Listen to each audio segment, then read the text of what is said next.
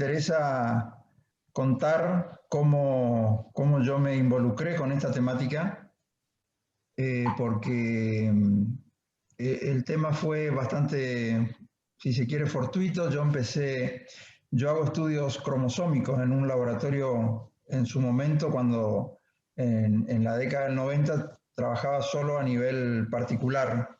Después entré a formar parte de un equipo de investigadores de la Universidad Nacional del Nordeste y allí formé un pequeño grupo de investigadores que siguieron con este tema, ¿no? Pero el tema fue que a mí me derivaban pacientes de los hospitales públicos con serias malformaciones ortopédicas y que venían de zonas rurales, pero cuando yo digo malformaciones ortopédicas serias, estoy hablando de falta de miembros o esbozos de brazos, piernas más cortas, todo en una misma persona, ¿no? El labio leporino, paladar hendido. Después teníamos también un abanico de malformaciones de alteraciones del sistema de los genitales, digamos, de la parte, sobre todo de la línea media. Yo veía mucha alteración de la línea media formativa, ¿no?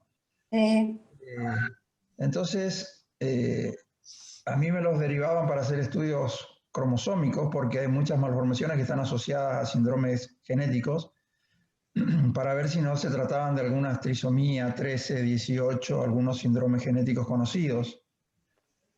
Ninguno de estos pacientes tenía alteraciones cromosómicas ni de número ni de estructura, y hablando con los padres, había un factor común, que era que ellos habían estado en las zonas rurales trabajando dentro de los campos, y muchos de ellos me detallaban de que habían estado trabajando mientras pulverizaban el campo con aviones pulverizadores.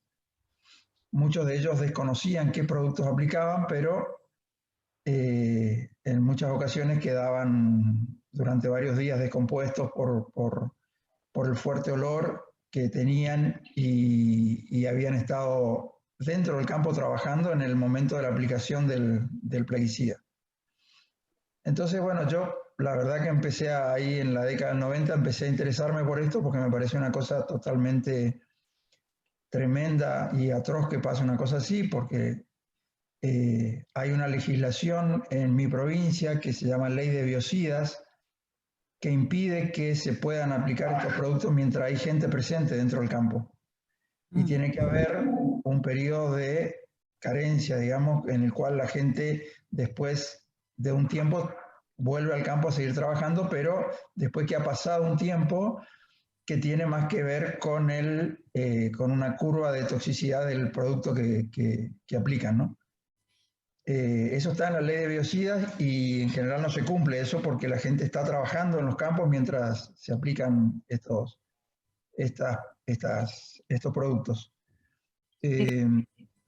Muchos de ellos, después hablando en diferentes ámbitos, me reconocían de que hacían varios cócteles de aplicación porque las malezas se estaban volviendo resistentes a un solo herbicida, entonces hacían cócteles de aplicación, y en muchas ocasiones se ponían mucho más en cantidad de litros por hectárea de lo que recomendaba el fabricante, ¿no? El tema era de que las personas no pueden estar presentes en el momento que se aplica esto, y menos personas o mujeres en estado grávido no pueden estar presentes digamos, con un organismo en gestación, porque todos sabemos de que las células embrionarias tienen una altísima reproducción o duplicación del ADN, para lo cual se tienen que liberar de su protección proteica, y tienen que, de una célula que se fertiliza, tienen que formar todo un organismo. Entonces, como es tan rápida la duplicación del ADN, se producen muchos errores de mutaciones en el ADN, que algunos son corregidos y otros no, por el hecho de que hay sustancias que están permitiendo que estas alteraciones se produzcan. Uno de ellos son justamente los productos genotóxicos, dentro de los cuales están los plaguicidas, y eso está reconocido por los mismos fabricantes. Hay pruebas que se hacen en animales de laboratorio donde ellos hacen, digamos, su investigación sobre ratas de laboratorio y sobre ratas preñadas que están expuestas a diferentes dosis de plaguicidas para ver justamente cuál es el efecto que tienen. O sea, ellos están sabiendo que esto se produce. El tema es que las personas no pueden estar, como vuelvo a repetir, no pueden estar dentro del campo mientras esto se aplica. Esto está fuera de todo sentido común y de toda posibilidad, digamos, ética de manejo de esos campos, ¿no? Porque evidentemente a nadie le avisaron de que estos son productos sumamente tóxicos, sobre todo en células embrionarias. Así que yo fui recolectando datos de pacientes que tenían malformaciones que tenían antecedentes de exposición directa a estos plaguicidas. Hice una presentación en la Cámara de Diputados en mediados o fines del 98, diciendo que este era un problema que estaba sucediendo en mi provincia, que había otros lugares donde estaban teniendo las mismas denuncias y que había bibliografía que estaba demostrando de que estos plaguicidas producían estas malformaciones. Entonces, como yo no podía publicar eso que yo encontré, porque para publicar las revistas me pedían una serie de experimentos en los cuales yo no estaba en la universidad y por lo tanto no tenía presupuesto para hacerlo, pedí que se abra una línea de investigación donde yo pudiera contratar investigadores y llevar a cabo esta investigación, y la verdad que no, eso quedó en nada, no, después no se aprobó nada. Las conversaciones fueron muy interesantes en un principio, sobre todo con la Comisión de Salud de la Cámara de Diputados en mi provincia, pero después no se vio reflejado en ninguna acción posterior. Así que en el año 99 yo entré a la facultad, a la universidad, a un instituto de investigación. Entré por un cargo por concurso y bueno, yo trabajaba también en citogenética y biología molecular y empecé a trabajar primero con enfermedad de Chagas, pero esta fue una cosa que siempre me preocupó mucho, habida cuenta la gravedad del problema. Así que seguí trabajando en esto, presenté algunos proyectos que se aprobaron y empecé a hacer investigaciones. Y bueno, pude obtener algunos datos de genotoxicidad de población expuesta, que la pude comparar con la población no expuesta que vive en la ciudad, que no está en la zona rural, que teóricamente no tiene esa exposición. Y también en esos pacientes pudimos hacer determinación de plaguicidas en sangre y en orina. Uno de los hallazgos que más nos sorprendió fue que las personas que tenían plaguicidas en sangre, sobre todo insecticidas organoclorados, eran los que tenían mayor porcentaje de biomarcadores que nos muestran a nosotros cuáles son los efectos genotóxicos de estos plaguicidas.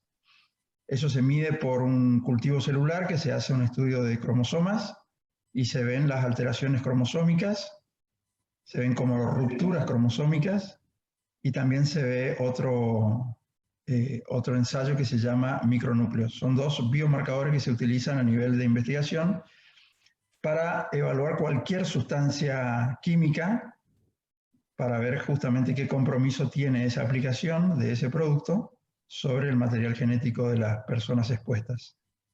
Eso lo presentamos en un congreso de bioquímica, el trabajo ganó un premio y bueno, no es otra cosa más que un dato de un grupo de investigadores que está haciendo también está siendo corroborado por otros grupos como el grupo de Delia y Asa en la Universidad de Río Cuarto, en Córdoba, donde nosotros fuimos a capacitarnos para poder hacer estos estudios de biomarcadores, y hay otros grupos que están investigando lo mismo y que tienen datos muy coincidentes con los nuestros, a todo nivel de bibliografía en revistas con referato internacionales, ¿no?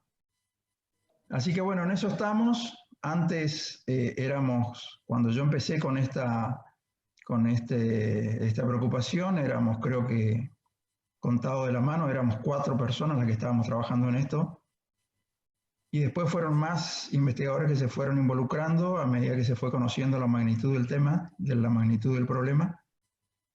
Y hoy ya hay muchos más investigadores que están tratando este tema y están haciendo denuncias fuertes sobre poblaciones que están expuestas y que tienen cifras epidemiológicamente llamativas en lo que es sobre todo también las enfermedades oncológicas. Porque uno de los efectos que tienen los plaguicidas es sobre las células embrionarias. En formación, digamos, producen malformaciones, pero en organismos adultos pueden producir esa genotoxicidad si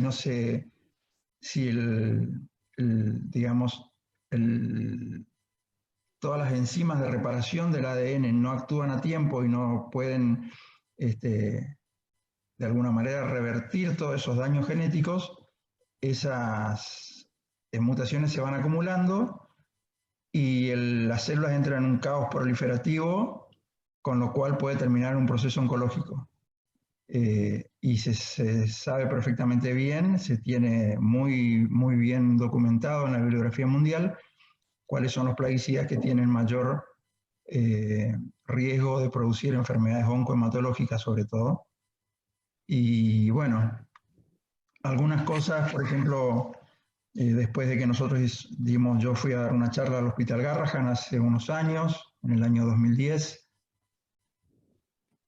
después de ese movimiento y esas charlas que se dieron allá, la Sociedad Argentina de Oncohematología Pediátrica sacó un comunicado alertando de cuáles eran los peligros de la aplicación inescrupulosa de estas sustancias, pero siempre son, digamos, como yo digo, son como manifestaciones muy tibias ante, para mí, un problema demasiado serio en el cual tendrían que intervenir organismos de contralor y poder hacer una vigilancia muy activa de lo que se aplica, cómo se aplica y poder hacer una vigilancia también de la población que está expuesta, ¿no es cierto? Así que así presenté el tema, lo presenté todo esto que conté, lo presenté en un PowerPoint y yo siempre sigo muy involucrado con esto porque yo cuento siempre de que cuando uno ve una cosa así, cuando uno ve un paciente al cual le faltan los 2 brazos y tiene una pierna mucho más corta y la madre te cuenta de que ese fue el hijo que le mandó Dios y que lo tiene que aceptar, a mí me parece una injusticia muy grande. Esto fue una cosa que me hizo me choqueó totalmente y me hizo un clic en la cabeza y dije, como dice Stefan Hessel en su libro Indígnate, la única manera de poder involucrarte en algo es cuando las cosas te indignan. Yo creo que eso fue lo que me pasó a mí. Yo no puedo creer que pasen esas cosas y que nosotros estemos permitiendo de alguna manera toda la comunidad, los que están sabiendo que este problema existe, no nos podemos quedar callados porque estamos perjudicando seriamente la salud física, emocional y de todo tipo de las generaciones venideras, ¿no? Así que bueno, ahí presenté el caso, presenté cómo es el problema al cual yo me veo involucrado hace muchos años y también debo decir de que me ha traído muchos problemas hablar de esto, ¿no? Porque ustedes saben muy bien de que todos los agujeros económicos de la Argentina están siendo tapados por estos granos transgénicos que vienen con un paquete tecnológico en el cual el que te vende la semilla transgénica también te vende los plaguicidas y hay mucha gente que se ve atrapada en un problema muy grande porque tienen que poder de alguna manera solventar química feroz que tienen este tipo de producciones. Así que bueno, en eso estamos. No sé si quieren hacer alguna pregunta al respecto. quería comentar algo. Ahora resulta que la doctora Silvia Baetti, que es especialista en autismo, me mandó, ella no puede estar porque hoy empezaba a dar el posgrado de autismo, pero me mandó un mail que por ahí se lo quiero comentar, sí, porque dice, con respecto a esto, para ver qué podés comentar, ¿no? Hay estoy leyendo con letra muy chiquita, la relatora especial del derecho a la alimentación de la ONU, se llama Elbes, Hilde Elbes, responsabiliza a los agroquímicos de la muerte de 200.000 personas por año y cuestiona la idea de que sin ellos no es posible alimentar a la gente. Dice que hemos llegado a un punto de inflexión en la agricultura. El modelo agrícola dominante resulta sumamente problemático, no solo por el daño que causan los plaguicidas, sino también por los efectos que causan en el cambio climático, la pérdida de diversidad biológica y la incapacidad para asegurar una soberanía alimentaria.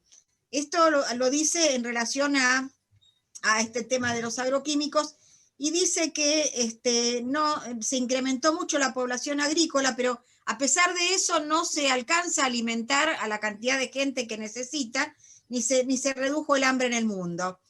Y la dependencia de plaguicidas es una solución solo a corto plazo que menoscaba el derecho a una alimentación adecuada y el derecho a la salud. Y dice que la mayoría de las víctimas de esto son de los países más pobres. Te quería comentar esto que dice la doctora, que es experta en autismo, porque parece ser que el tema está como bastante ligado también a los problemas del desarrollo neuronal. No sé qué pensás, Horacio.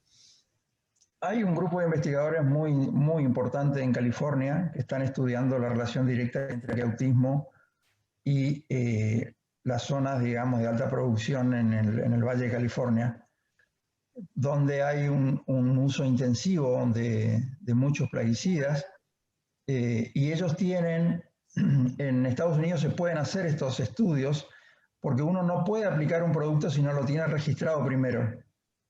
Y tiene que registrar qué tipo de producto es, cuánto va a usar, qué volumen y para qué.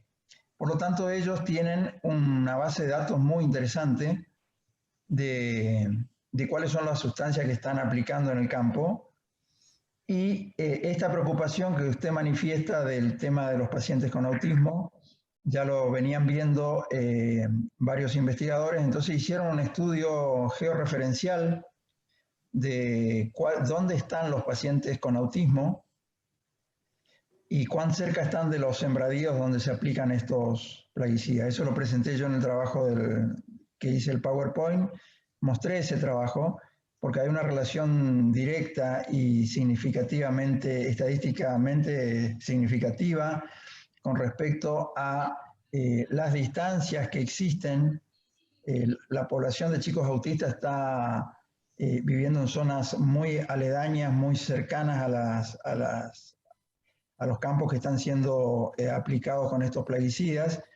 Y en realidad lo único que hicieron en ese trabajo fue hacer asociaciones estadísticas entre los tipos de plaguicidas que tienen un probado efecto neurotóxico con la base de datos que tiene también muy buena base de datos de los niños con autismo y sobre todo aquellos que siguen estando expuestos en los primeros años del nacimiento.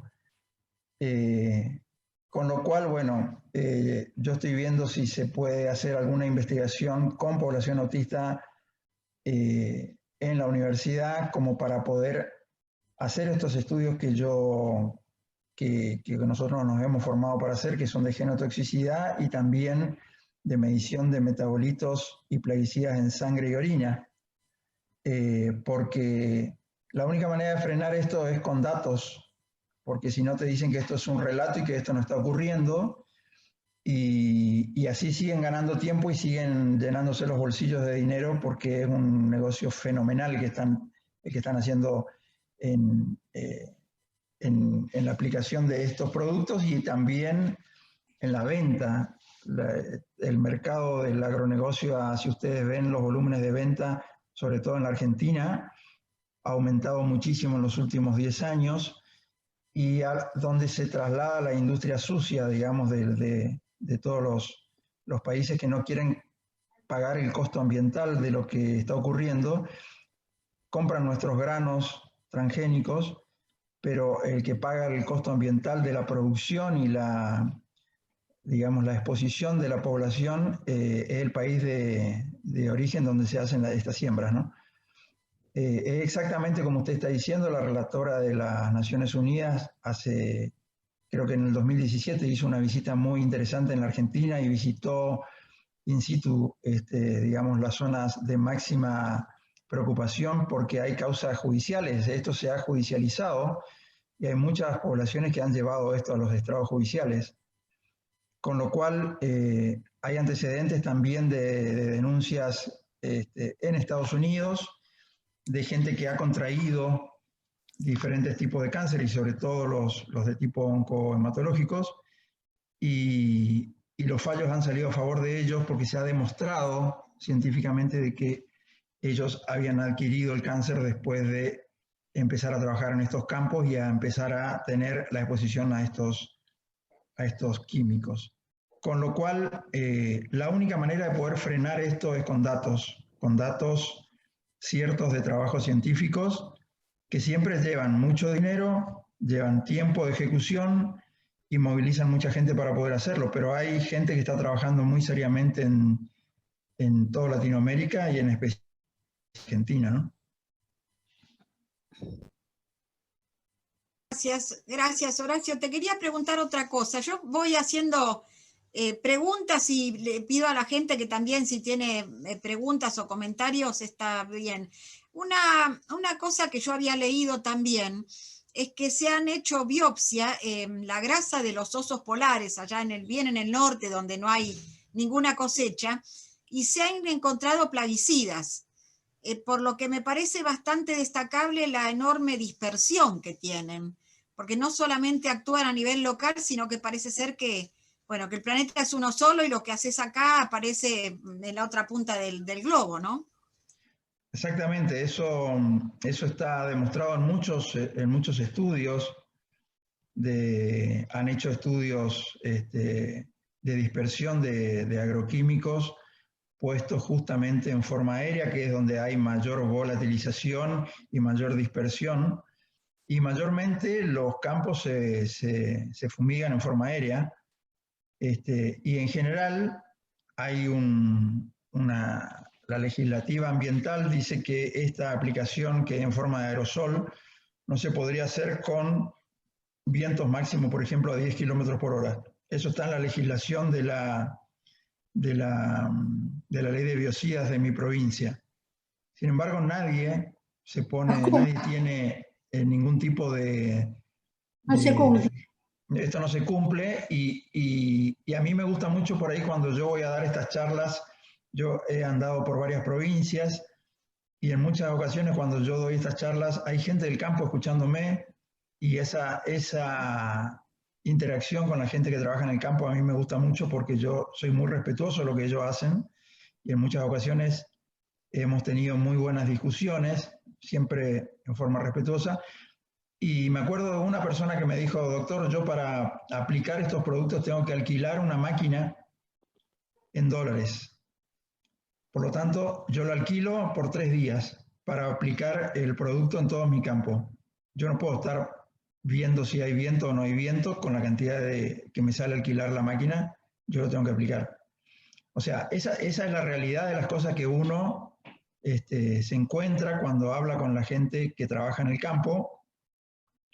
Y lo que están poniendo no es agua del cerro, o sea, son productos sumamente peligrosos. Obviamente, por algo existen un manual de toxicidad aguda, y que es el que más se conoce, pero el problema es que nosotros nos estamos intoxicando. ¿Me escuchan? Sí, el problema es que nosotros nos estamos intoxicando con pequeñas dosis en forma crónica todos los días. Y recién ahora estamos conociendo cuáles son los efectos que está teniendo el organismo con esta contaminación crónica en bajas dosis, digamos, pero en forma permanente. Lo bueno es que con estos estudios que nosotros aprendimos a hacer en la Universidad Nacional de Córdoba con Delia Iasa, donde uno estudia biomarcadores y puede ver si esos cambios genéticos están fuera de lo normal, digamos, comparándolo con población no expuesta. La célula tiene un mecanismo de reparación de ADN que funciona bastante bien.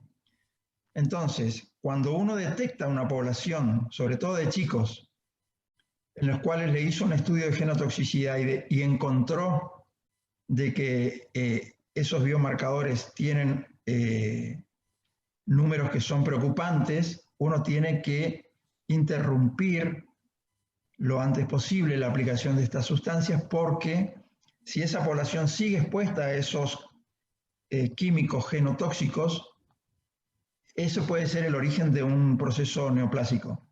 Pero si se interrumpe la aplicación y esas personas se las separa de esos lugares, probablemente el mecanismo de reparación del ADN pueda sellar esos gaps que existen en la cadena de ADN y esas mutaciones no se van a acumular y por lo tanto el proceso puede llegar a pararse. Por eso digo yo de que es muy importante monitorear las poblaciones que están en riesgo y una vez que uno tiene esos datos de genotoxicidad, tiene una manera de poder proteger a las poblaciones. Con lo cual, esto lo tendrían que estar diciendo los legisladores, los políticos, los ministros de salud, tendrían que estar protegiendo sus poblaciones y no tanto proteger los dólares que produce la producción agrícola, ¿no es cierto? Ustedes saben de que esto que estoy diciendo es medio una utopía, pero yo tengo la esperanza de que este mensaje pueda llegar a personas que tienen poder de decisión, como en el caso, yo di una charla en la Cámara de Diputados de Santa Fe y había una persona cuando yo terminé de dar la charla que me pidió bibliografía porque era un juez que estaba interviniendo en una de las causas que se había judicializado y con la bibliografía que yo le alcancé, este juez hizo el fallo de San Jorge, que fue uno de los fallos más emblemáticos de la parte medioambiental, digamos, de la provincia de Santa Fe. Y esas son las cosas que a mí me alientan a decir, bueno, probablemente se escuche este mensaje no tan tarde y esperemos que no sea tan tarde que nosotros tengamos que arrepentirnos y decirle a nuestros hijos que no pudimos hacer nada, ¿no? Porque la verdad que es una catástrofe lo que está ocurriendo.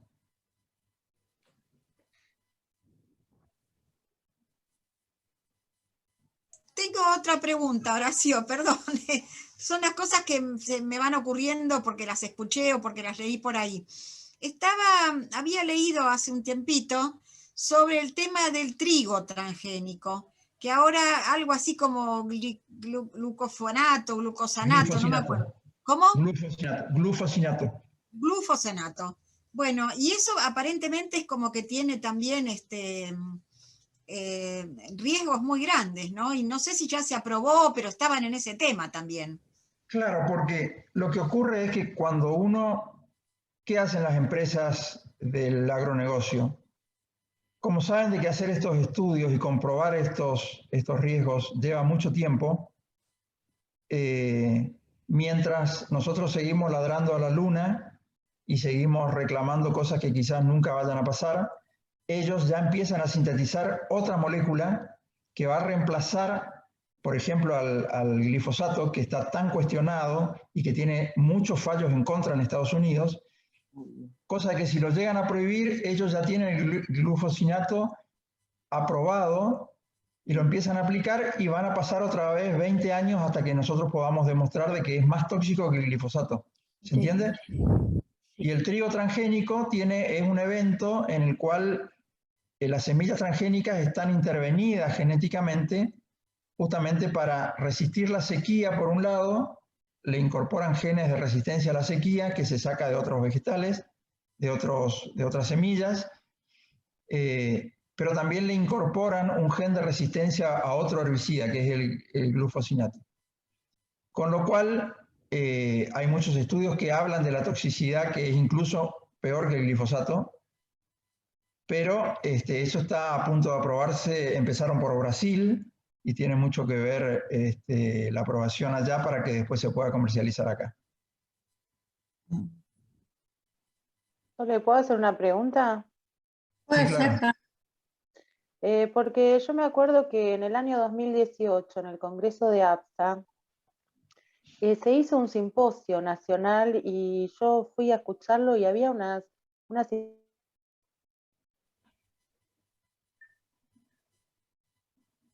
No te escucho. No, sí. No, hablaban de la alimentación, de la salud. Menciona el tema del trigo. Ellas decían... Yo lo tengo el audio. No sé. Se corta mucho. ¿Se recorta? A ver, Sí. así. En ese simposio lo hicimos nosotros. Y ahí participó Silvia Baetti, que hablaba de todo el tema ligado con el autismo, y participó una investigadora del CONICET, que no puedo recordar su nombre, pero trajo un montón de información también sobre este tema de agroquímicos. Ellos estaban trabajando con ese tema. La verdad que fue muy interesante. Y claro, yo me acuerdo que dentro del público había gente que vivía en zonas rurales o cerca de la... Y me acuerdo de cosas como que alguien contaba que en el campo veía siempre florcitas de no sé qué color y que habitualmente iban a buscar hongos con el padre y que todo eso había desaparecido. Ya no hay más florcitas, ya no hay más hongos, como que ya no hay más nada prácticamente desde que se usa todo esto. Y otros médicos que ahí también en ese simposio hablaban de casos de Hodgkin, muy repetidos, digamos, casos de como vos decís, tumores hematológicos y Hodgkin. Eso, recuerdo ese simposio como algo que me conmovió mucho, la gente de los lugares locales que participó del simposio y que contaba sus experiencias. La otra investigadora era Alicia Mazzarini, que habló sobre estas situaciones. ¿Te acordás, Nora? Y había mucha gente de Córdoba, psiquiatras de Córdoba y médicos de todo el país que hablaban de estos daños a raíz del glifosato. Y entonces, la verdad que fue muy conmovedor el simposio, ¿no? Porque los espectadores del simposio decían cosas muy terribles de lo que veían en sus consultorios. Sí. Así que, ahora yo le pregunto al doctor Lucero, ¿qué patologías más mentales ustedes ven, aparte del autismo, y las malformaciones, por supuesto, pero qué patologías mentales ustedes piensan que van a existir y que se van a reproducir? En realidad ese no es mi campo. Yo más que todo trato digamos, de tomar cuenta de los casos que tienen malformaciones, porque esos son demasiado evidentes. Claro. Lo que sí le puedo decir, sin ser un especialista en enfermedades neurodegenerativas, de que en el interior de la provincia del Chaco, en los últimos 10 años, las escuelas especiales con chicos con trastornos neuromotrices han crecido el 500%. Y eso es un dato que es escalofriante, porque en realidad la población no ha crecido con esa tasa de crecimiento. Y para mí es todo un campo que merece ser estudiado, la parte neurodegenerativa, digamos. Cuando uno lee esto, tanto Parkinson como Alzheimer son patologías que aparecen en la bibliografía relatada en forma sistemática. Yo no puedo hablar de eso porque en realidad mis pacientes que vienen al consultorio vienen por otra cosa, la mayoría vienen, yo soy bioquímico en realidad, no soy médico. Por lo tanto, yo no puedo hacer una evaluación médica porque no me corresponde y no lo sé tampoco, no lo sé hacer. Pero sí sin ser médico me doy cuenta de una persona que le faltan los 2 brazos o que tiene una gastroquisis, por ejemplo, y tiene toda la pared abdominal abierta. Esas cosas son demasiado evidentes y son las cosas que uno las ve cuando hay algún factor teratogénico, que es justamente un factor que puede producir malformaciones congénitas al momento del nacimiento, malformaciones grandes, digamos, ¿no? Pero a nosotros nos llama mucho la atención la cantidad de escuelas especiales que se abrieron en el interior, porque son muchos los chicos con discapacidades cognitivas, exacto, y ha aumentado en una tasa que te mete miedo, ¿no? Yo creo que hay muchas cosas para investigar acá, lo que pasa es que, como decía anteriormente, se necesita un grupo de investigadores y de tecnología acorde. Nosotros ahora incorporamos un secuenciador, que es un aparato que puede leer las bases nucleotídicas del ADN, y con eso estamos haciendo la secuenciación del virus SARS-CoV-2, porque el año pasado nos pidieron que hagamos el diagnóstico del virus de COVID, y tuvimos que dejar todos los trabajos de investigación que veníamos haciendo y hicimos 1000 estudios de hisopado para poder ayudar al sistema público, porque ustedes saben de que la provincia del Chaco fue una de las primeras, junto con Buenos Aires, donde entró el virus, y desde el año pasado estamos casi inmersos en esto. Y ahora empezamos a hacer la parte de secuenciación del virus para poder saber cuáles son los linajes y las cepas que están circulando. De eso nos estamos ocupando actualmente. Pero en el medio siguen pasando estas cosas y yo nunca pierdo el objetivo de poder, digamos, abarcar este tema y seguir investigando este tema con otras tecnologías mucho más modernas. Entonces por ahí nosotros podríamos escribir un proyecto para ver en estas personas en particular con enfermedades neurodegenerativas, si no tienen cambios en el ADN que son mucho más sutiles que un cambio cromosómico, porque los estudios de cromosomas que yo les conté anteriormente, uno los hace mirando al microscopio. Uno estudia, hace un cultivo celular y estudia los cromosomas de las personas, pero mirando al microscopio, con lo cual se pueden ver solo estructuras grandes. Los cromosomas son estructuras bastante más grandes que los genes. Si uno quisiera, como yo le digo siempre a mis alumnos, ¿no? Si uno quisiera hacer una ejemplificación de lo que son los niveles de estudio a nivel genético, uno puede pararse frente a un edificio que tiene 46 pisos y ver los pisos desde la vereda enfrente, y cada piso es un cromosoma. Ahora, si uno tiene que hacer un estudio de los nucleótidos que están componiendo los cromosomas, es como querer ver los ladrillos con los que están construidos esos pisos. Y eso es otro nivel de resolución con los cuales se necesita otra tecnología. Pero nosotros adquirimos esa tecnología ahora y estamos viendo si podemos hacer estudios que puedan demostrar cuáles son las mutaciones que tienen estos pacientes, porque eso a nivel mundial sería un adelanto muy importante poder hacerlo, ¿no? Otra preguntita. Stefan Hessel también escribió un libro que se llama Comprometeos, y otro No os rindáis, ¿no? Sí. Genial, junto con Edgar Morán hacían elaboraciones muy ricas. Edgar Morán cumple estos días 100 años. Claro, y bueno, y Stefan Hessel debe tener 98 por ahí. No, murió en el 2013, murió 3 años después de la publicación de ese libro, que fue fantástico. Ahora, yo me pregunto, ustedes que están en la trinchera investigando esto, con el dolor de ver a los pacientes, bueno, sí, a los pacientes que vienen a ser investigados, y nosotros con el dolor de ver todas estas secuelas, ¿qué camino piensa usted? Porque esto que usted dijo bueno, el glifosato está dando mucho que hablar, entonces vamos a tener otra droga, otro principio activo agroquímico. Sí. Y entonces seguimos, ¿no? Con un cinismo por parte de las instituciones que es atemorizante, ¿no? De las instituciones que producen estos químicos.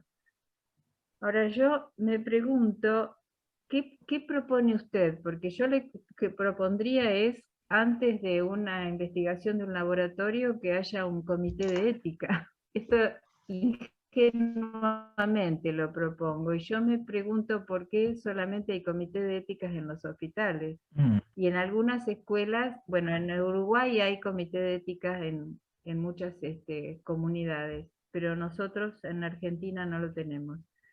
Porque si no, es como saber que esto es horrendo, esto produce mutilaciones psíquicas y mutilaciones orgánicas y enfermedades de curso fatal, y es como quedarnos al helado sabiendo un montón de cosas y no poder organizar una salida, ¿no?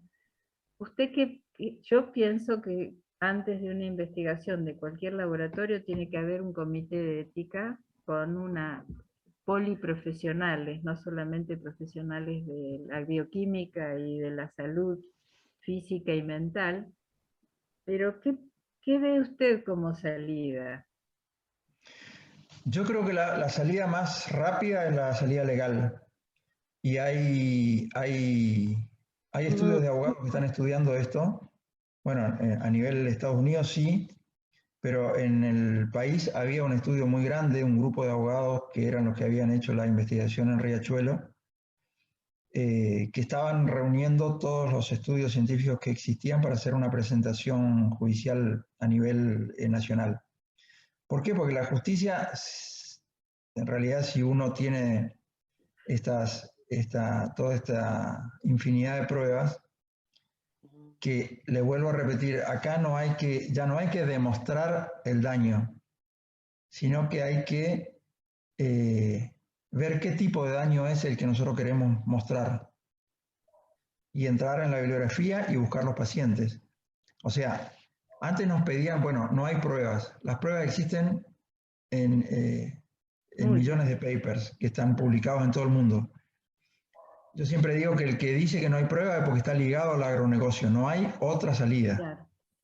Entonces, yo creo que la salida más rápida es la salida legal, en la cual los colegios de psiquiatras, de médicos, de pediatras, a través de sus asociaciones, deberían hacer una presentación, digamos, en forma simultánea, poniendo la gravedad del tema sobre la mesa y llamando al principio precautorio. El principio precautorio es un principio de la normativa ambiental que dice que si existe alguna sustancia en la cual nosotros tengamos alguna duda de que pueda provocar un daño a la salud, debe ser interrumpida la aplicación en forma automática. ¿Por qué? ¿Qué pasa si dentro de 10 años nos lleva 10 años demostrar de que esa sustancia era cancerígena? ¿Qué pasó con todas las personas que fueron expuestas durante esos 10 años? Campo de concentración. Sí. Ángeles, ¿querías comentar algo? Yo No, sí. Bueno, lo del principio precautorio está bárbaro, pero yo quiero recordar el caso de Hachal, por ejemplo, con la lucha por el agua y el río Hachal, ¿no? Con la Barrick, con los niveles de cianuro que tiene el río, como se ha contaminado la localidad de Hachal. Y ahí se quiso aplicar el principio precautorio un montón de veces. Está la asamblea de Hachal. Yo conozco gente que trabaja ahí, fui a dar una charla en Hachal inclusive. Pero Quevedo decía, poderosos caballeros don dinero. Acá hay intereses muy fuertes. A mí me encantan los comités de ética, pero no soy ingenuo. No es fácil luchar contra los intereses de los laboratorios. Son muy poderosos. Yo me acuerdo cuando yo tengo un yerno que es francés. Cuando vino de visita con mi hija que vive en Barcelona, y yo lo llevé a un campo de un amigo, 9 de julio, hacíamos kilómetros y kilómetros por las rutas argentinas que son infinitas para ellos, ¿no? Y él veía carteles de glifosato por todos lados. Y me decía a mi yerno, pero eso es veneno. ¿Cómo propagandizan veneno? Si en mi país está prohibido. Pues sí, está prohibido, pero acá no. Tu país nos vende, le digo. Tu país nos vende lo que está prohibido en tu país. Digo, Ángeles, quería hablar acá, Ángeles. No, está bien que termine. No. En la misma línea de lo que plantea José.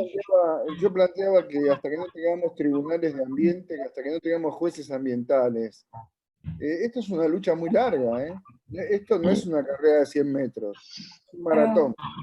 No, quería preguntar. Vos estabas primero, Marta, sí, habías levantado la mano.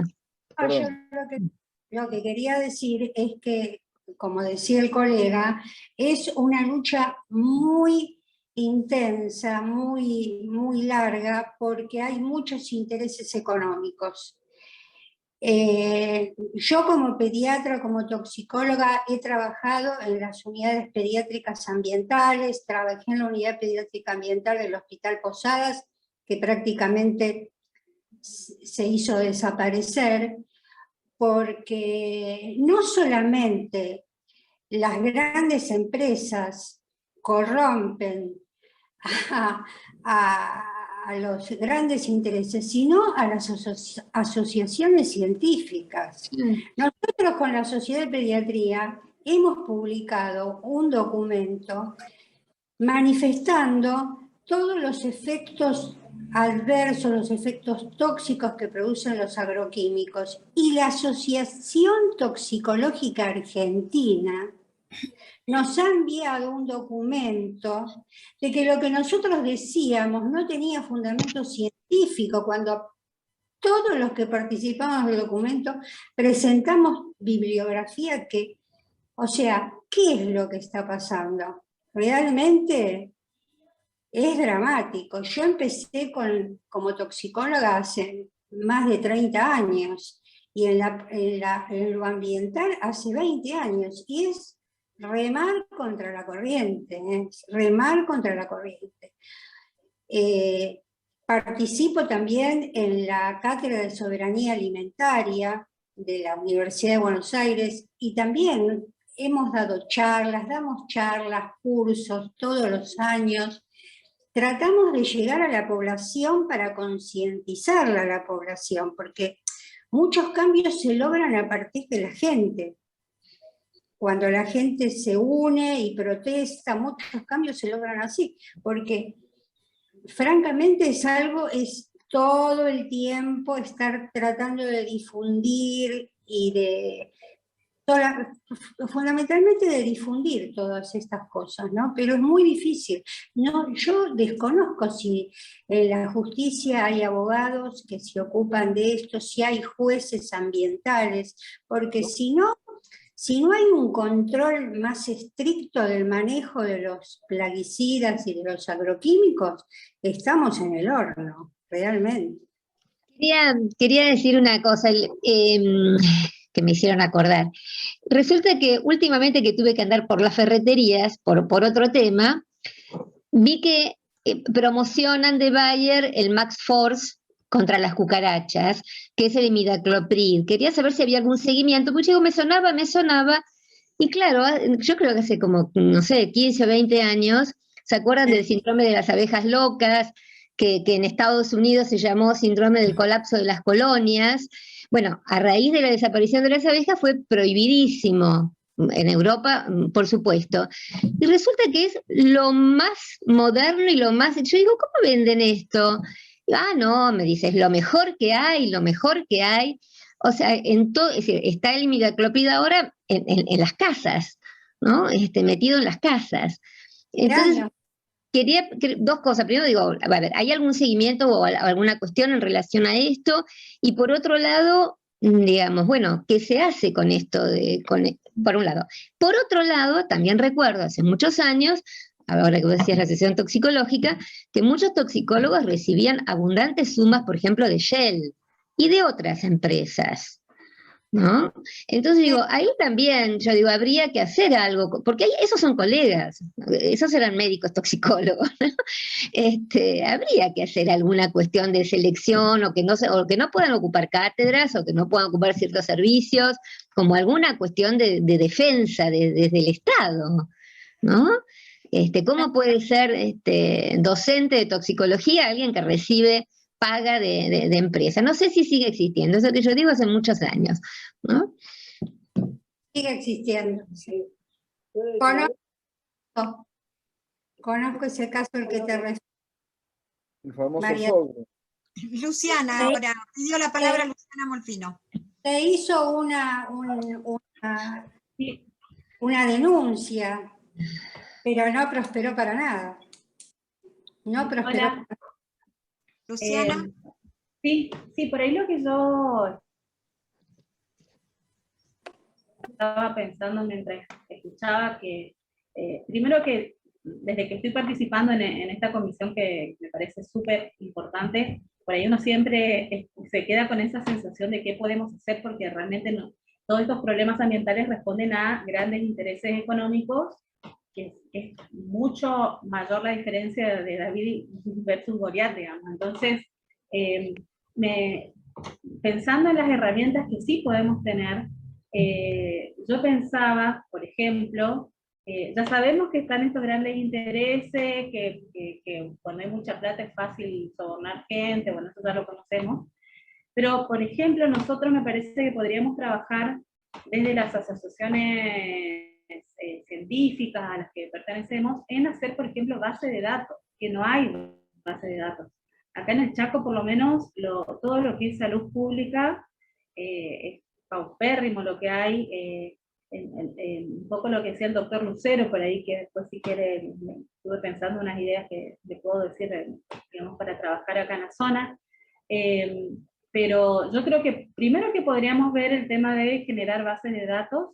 Segundo, probablemente sea porque hace poco yo empecé a involucrarme en esta comisión, pero sería interesante que se sacara en forma anual o bianual algún informe también, que vaya dejando huella, que vaya dejando constancia y que se haga circular lo más masivamente posible. Incluso todos tenemos conocidos abogados, incluso digamos en el ámbito jurídico, porque justamente yo creo que si hay esta evidencia y no va a faltar alguien que quiera hacer un juicio y por intereses económicos el abogado va a querer ganar ese juicio, y bueno, y tal vez se empiece como a hablar más. Pero yo creo que es como que hay un nivel de acción que me parece que salvo que uno sea poderoso o esté en el gobierno se nos escapa, pero hay otro nivel de acción que sí podemos hacer nosotros. Eso es lo que yo por lo menos pienso, no escuchando esto, es hacer base de datos, hacer informes, así a nivel nacional, porque esto que estaba diciendo María Marta de la difusión, bueno, acá por lo menos hasta donde yo sé no llegó ninguna difusión, o por ahí, no sé si me explico, por ahí está como muy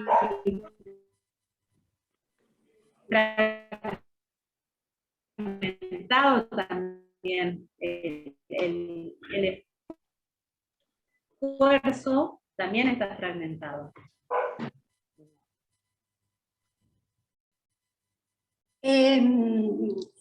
Ya te digo, nosotros desde la posición nuestra, la Sociedad de Pediatría hizo este documento que se va a distribuir a los pediatras de todo el país. Va a llegar este documento a los pediatras de todo el país, donde se les informa de los distintos efectos que producen los agroquímicos y agrotóxicos.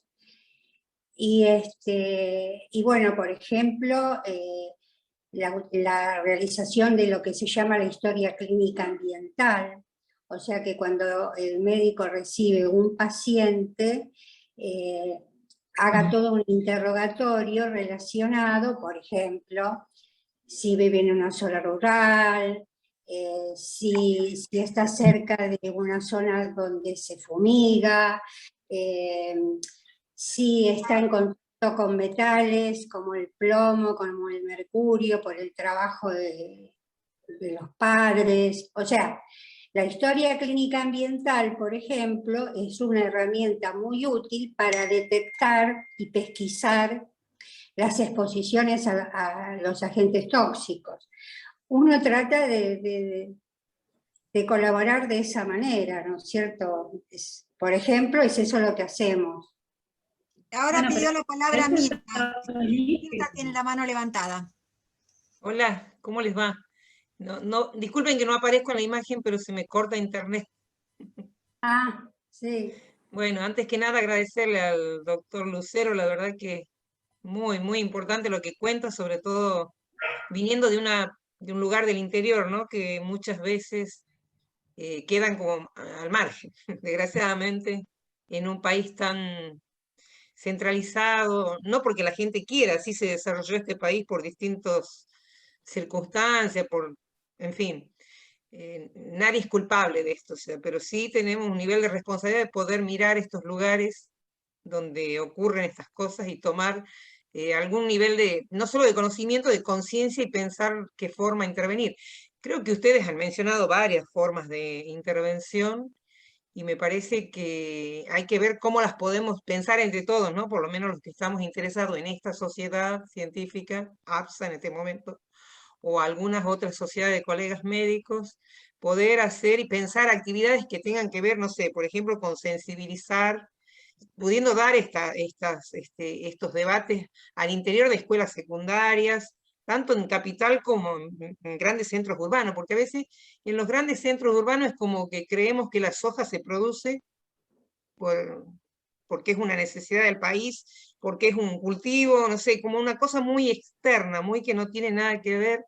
Nombro la soja por decir que todos sabemos que hay toda una expansión de la frontera agrícola basada en la soja y en el uso de estos productos.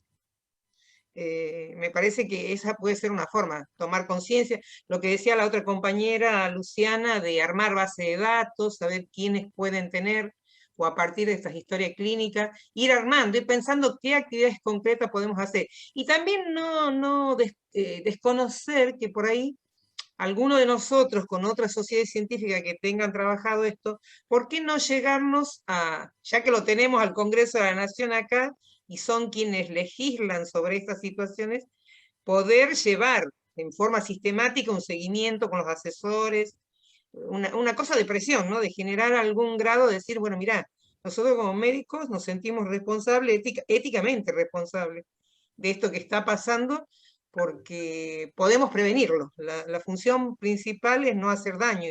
Y acá creo que podemos prevenir informando, dando cuenta de esto y llevando bases de datos, generando espacios de socialización de esta información. Porque yo estuve en otros grupos, hay grupos que están trabajando la megaminería, muy relacionados a movimientos sociales, pasa que quedan muy encastillados en sus propios espacios.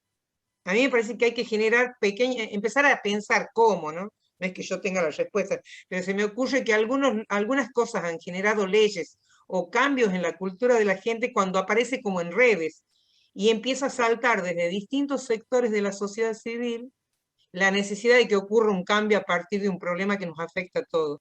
Y creo que este es un caso paradigmático, ¿no?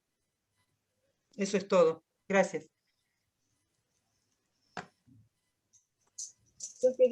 ¿Puedo hablar? Sí. Yo quería hacer un comentario siguiendo la idea de lo que planteaba Ángeles, sobre que hay profesionales que reciben cuestiones de dinero con las empresas que están comprometidas. Yo de casualidad, a unos 4 años, estaba cenando y conocí una bioquímica que se presentó como gerente de Monsanto. Y yo cuando lo escuché dije, uy, vino a mis manos, qué bueno conversar con vos, le digo. Y entonces, muy suavemente, muy delicadamente, le pregunté sobre qué opinaba ella, siendo gerente de Monsanto, sobre los agroquímicos y la toxicidad de los transgénicos. Y lamentablemente nunca se me ocurrió en esos momentos grabarla, pero la defensa que hacía sobre educación, que era todo benigno. Yo, la verdad, y me quedé pensando después, yo le dije a una amiga que estábamos ahí, digo, la verdad que tu amiga es un desastre, será una eximia profesional, digo, pero ¿cómo puede negar lo que todo el mundo denuncia de hace años? Y que vinieron del norte y nos protegieron a nosotros porque ellos lo tienen prohibido de usar y nosotros estamos usando los materiales tóxicos. Y yo me preguntaba, ¿por qué puede ser que haya profesionales que acepten? Bueno, sí, lo entiendo, no soy una ingenua, es por dinero, pero me parece horroroso. Y yo creo que pensando en qué cosas se pueden hacer, a mí me parece que lo que uno tiene que armar es, primero, esto que estaba planteando recién, creo que es Mirta, de hacer encuentros con la Comisión de Salud del Congreso, digamos, con elementos, con material, los que están investigando toda esta cuestión, y además denunciar, o sea, tratar de continuar todo este trabajo con denuncias, porque los comités de ética son fantásticos, pero nos quedamos en la intelectualidad del tema, y yo creo que hay que salir a la calle. Es la única manera de que puedan prestar atención y pensar en cómo modificar o cómo prohibir, que se animan a prohibir. Yo rescato algunas cosas de las que estuve escuchando. En principio, lo que decía Horacio, rescato bastante algunas cuestiones que contabas, en las cuales pudiste ganarle de alguna manera, porque tuviste intervención con el juez, porque no es que es la gran guerra ganada, pero has ganado batallas. Y me parece importante, no sé si ahora podemos ganar la guerra, pero hay otras cosas. Por ejemplo, Marta decía, dejar constancia en la historia clínica del tema ambiental. Hay algunas cosas que los médicos jamás introducimos en la historia clínica. Vos vas a un médico y por ahí te pregunta una cantidad de cosas y no pregunta en qué trabaja.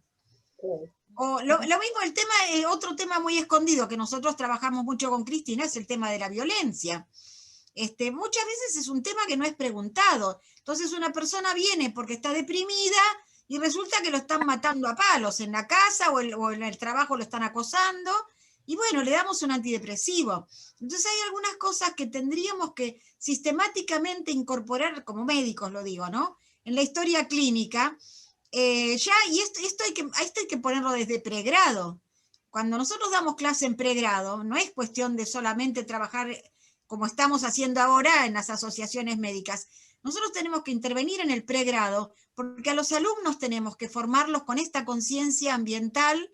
Lo mismo que con el tema violencia, bueno, porque es un tema paralelo, pero es diferente. Pero tenemos que poner esta conciencia ambiental desde el principio. Y tendría este tema de que figure en la historia clínica, venga por lo que venga el paciente, en qué trabaja, es lo mínimo que se puede preguntar. Y ni siquiera se pregunta, en la mayoría de las veces no se pregunta. Entonces es un tema, digamos, son pequeñas cosas. Yo no sé si ganamos la guerra, pero hay pequeñas batallas que tenemos que ir dando y que podemos darlas a nuestro alcance, cada uno con las posibilidades que tenga y la llegada que pueda tener. En ese sentido, respeto bastante lo que decías, Horacio. Sí, hay una cosa que yo quiero decir, y con esto tengo que cerrar porque me tengo que ir a informar lo que hicimos hoy de COVID. Pero yo creo que todo lo que dijeron ustedes suma. Si podemos hacer todo lo que dijeron, porque todo suma a lo que estamos, a la que tenemos. Pero hay una cosa que nosotros, que alguien lo nombró, que no hay que subestimar, que yo creo que por el ambiente que yo estoy viendo de la preparación que tienen ustedes, generalmente la gente es reacia a la política, pero nosotros no tenemos que subestimar la política. Este es un problema político. Con lo que yo quiero decir es lo siguiente. Aparte de generar datos, aparte de hacer... Yo hago escuela siempre en el pregrado y en el posgrado porque soy profesor de medicina y de bioquímica, y a los alumnos siempre les voy inculcando esto, porque de ahí salen los ministros de salud. Hay varios antecedentes de alumnos que pasaron por acá que fueron después ministros de salud, que se olvidan un montón de cosas, pero bueno. Yo lo que digo es esto. nosotros no tenemos que subestimar el accionar de la política porque este es un problema político. ¿Qué quiere decir eso? El otro día, en un congreso de parasitología que yo fui, que estábamos hablando también de enfermedades olvidadas y de un montón de cosas, alguien dijo algo muy cierto que a mí la verdad se me hizo carne, porque nosotros tenemos que tratar de que los temas que investigamos, yo soy investigador hace 25 años de la universidad, los temas que nosotros investigamos tendrían que volverse después de alguna manera reflejado en lo que es un accionar de política pública. Claro. La única manera de poder hacer eso es de que nosotros o interesemos a políticos que realmente valgan la pena que nos los podamos interesar y que tengamos un feedback con ellos, o que, lo cual no hay que descartarlo, interesar a gente que haya dado sus pasos muy sólidos en la parte científica a que se involucren en la política. O sea, yo lo que quiero decir es, nosotros vamos a tener que meter una pata en la parte política, nos guste o no nos guste, porque si no estamos, como yo dije hoy, es una discusión doméstica para adentro y generalmente nosotros tenemos investigaciones que son investigaciones que permanecen crípticas, que solo la hablamos entre nosotros, que solo la publicamos. A mí, para que me renueven los cargos, tengo que publicar en revistas internacionales en otro idioma, por lo tanto la gente no se entera de lo que yo hago en la universidad,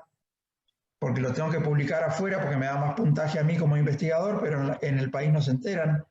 Entonces también es una responsabilidad nuestra como investigadores de bajar esa información a la sociedad, a los alumnos y a los políticos, porque son ellos los que toman las decisiones.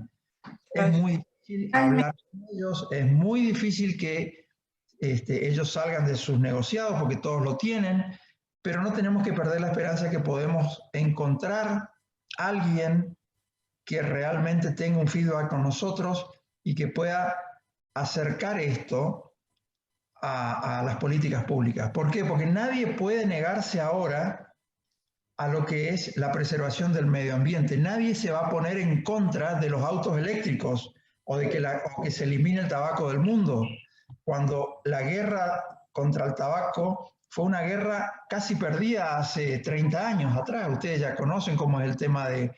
Había médicos que publicitaban marcas de cigarrillos y era una cuestión en la cual nosotros decíamos, hay demasiados intereses en el medio de las tabacaleras, nunca vamos a poder ganar esta batalla y sin embargo ahora tienen que admitir en el paquete de cigarrillo que causa cáncer.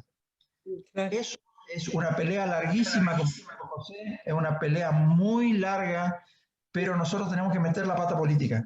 ¿Cómo? No sé, será nuestro ingenio ver cómo interesamos a la gente que toma las políticas públicas y los lleva adelante. Nosotros tendremos que adiestrar a esa gente, informarlas e invitarlas a nuestras charlas y de alguna manera hacerles sentir el peso de lo que nosotros estamos haciendo y de la problemática que tiene. Pero si no, seguimos discutiendo para adentro. Estamos, de alguna manera, estamos nosotros no encontrando la salida porque estamos hablando siempre con los mismos interlocutores y nosotros no tomamos la decisión. Por lo tanto, yo los llamo a que agudicemos el ingenio para tratar de acercar a alguien potable de la política o que alguno de ustedes que le interesa que se pueda meter en política y empezar de abajo y empezar a meter una cuña ahí porque sin política esto no se resuelve. Lamentablemente es así. Sí, es así. Bueno, muchísimas gracias, Horacio. No sé si alguien algún Muy bien, comentario más. muchísimas gracias. Vamos dejando. Muchísimas gracias. Realmente No, fue gracias. muy grande. Dejate un Esto correo, está Horacio, en disculpa. el YouTube Sí, de APSA. se lo voy a pasar a Nora junto con el PowerPoint de mis publicaciones para que ustedes lo puedan ver. Bueno, Por favor, lo voy a poner en el grupo de ambiente. Y ¿Cómo no? bueno, esto va a quedar grabado en el YouTube de APSA, así que lo podemos seguir difundiendo. Perfecto. Bueno, Muchas muchísimas gracias por la gracias. invitación. Muchas gracias. No, gracias, Horacio, Hasta cuídate. luego. Chao, gracias.